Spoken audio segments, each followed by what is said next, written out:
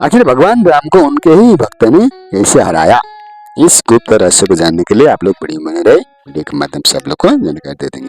हमारे पुराणों में, ग्रंथों में इसका उल्लेख है कि अश्वमेध यज्ञ के पूर्ण होने के पश्चात श्री राम ने एक बड़ी सभा का आयोजन किया।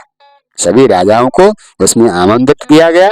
सभा में आए नारद जी के भड़काने पर एक राजा ने भरी सभा में ऋषि विश्वामित्र को छोड़कर सभी को प्रणाम किया। ऋषि विश्वामित्र गुस्से से भर उठे और उन्होंने राम से कहा कि अगर सूर्यास्त होने से पहले ही श्री राम ने उक्त राजा को मृत्युदंड नहीं दिया तो वो राम को श्राप दे देंगे। श्राप के भयभीत होकर श्री राम ने उस राजा को सूर्यास्त से पहले मारने का प्रण ले लिया। श्री राम के प्रण की खबर पाते ही राजा भागा हनुमान जी की माता अंजनी के पास गया और पूरी बात बताए बिना उसने प्राण रक्षा का वचन मांगा। माता अंजनी ने हनुमान जी को राजा के बीच जान बचाने का आदेश दिया। हनुमान जी ने श्री राम की कसम खाकर कहा कि कोई भी राजा का बाल भी बांका नहीं कर सकता है। लेकिन जब राजा ने बताया कि श्री राम ने ही उन्हें मारने का प्रण किया है तो हनुमान धर्म संकट में फंस गए। हनुमान के सामने धर्म संकट खड़ा हो गया कि वे राजा को प्राण कैसे बचाएं। अगर राजा को मौत मिलती है तो माता का दिया हुआ वचन पूरा नहीं हो पाएगा। अगर राजा को बचाया जाता है तो श्री राम की प्रण पूरा नहीं हो पाएगा और उन्हें श्राप मिलेगा। जब इस प्रकार उलझन में फंसे हुए हनुमान जी की एक युक्ति सूझी। हनुमान जी ने राजा से सरयू तट पर जाकर राम नाम जपने के लिए कहा। हनुमान जी खुद सूक्ष्म रूप में राजा के पीछे छिप गए। जब श्री राम राजा को खोजते खोजते सरयू तट पर पहुंचे तो उन्हें देखा कि राजा राम नाम जप रहा है।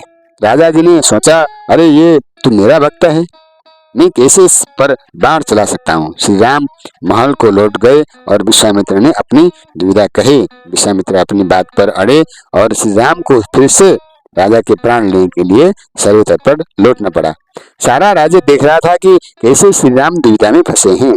एक तरफ राजा राम नाम जप रहा है और श्री राम अपने ही भक्त को मारने के लिए मजबूर है। सभी सोच रहे थे कि ऐसे भक्तों ने हनुमान को राम के साथ होना चाहिए था, लेकिन हनुमान जी थे कि कहा, वो तो अपने ही आराध्य देव के विरुद्ध सूक्ष्म रूप से एक धर्म युद्ध का संचालन कर रहे थे। हनुमान जी जानते हैं कि राम नाम जपते हुए राजा को कोई भी नहीं मार सकता है, खुद मर्यादा पुरुषोत्तम राम भी नहीं मार सकते। इसलिए राम जी जब भी फिर से सरयू तट पर लौटे तो राजा को मारने के लिए शक्ति बाण निकाला, लेकिन तब तक राजा हनुमान जी के कहने पर सिया राम जपने लगा। राम जानते थे कि सिया राम जपने वाले पर शक्ति बाण असर नहीं करता है। वे बेबस होकर और महल को लौट पड़े।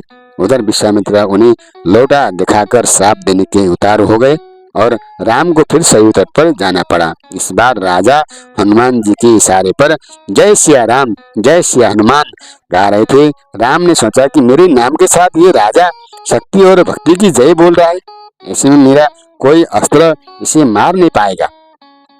इस संकट को देखकर श्री राम को मूर्छा आने लगी तो अयोध्या में के साधु संतों ने खलबली मच गई। तब श्री ऋषि वशिष्ठ ने ऋषि विश्वामित्र को सलाह दी कि राम को इस तरह संकट में नहीं डालना चाहिए।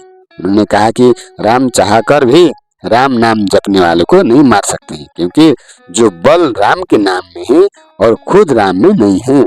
संकट बढ़ता देखकर ऋषि विश्वामित्र ने राम को संभाला और अपने वचन के से मुक्त कर दिया। मामला संभलते देखकर राजा के पीछे हनुमान वापस अपने रूप में आ गए और श्री राम को प्रणाम किया। तब श्री राम ने हनुमान के इस प्रसंग से साबित किया कि वे भक्ति की शक्ति हमेशा आराध्य की ताकत बनी है और सच्चा भक्त हमेशा भगवान से ही बड़ा रहेगा।